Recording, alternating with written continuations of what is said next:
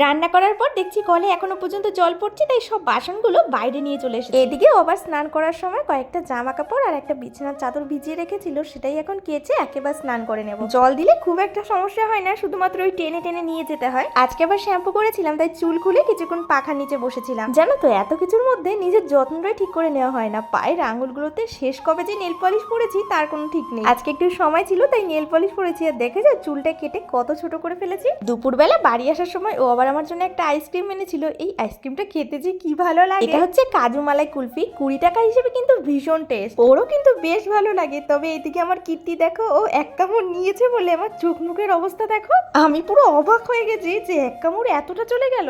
ভিডিওতে আমার চোখ মুখের অবস্থা দেখে আমি তো হাসতে হাসতে পাগল হয়ে যাচ্ছি। এরপরে দেখো এই আইসক্রিম নিয়ে দুজনের মধ্যে কি ঝামেলাটাই না শুরু হয়েছে। দিন কিন্তু পার হয়ে যাবে, শুধুমাত্র স্মৃতি হিসেবে এই ভিডিওগুলোই থেকে যাবে। ও আজকেও আবার আম এনেছিল, তাই দুপুরে খাওয়ার পরে একটা আম কেটে দিচ্ছি ওকে। আমটা বেশ ভালো মিষ্টি ছিল।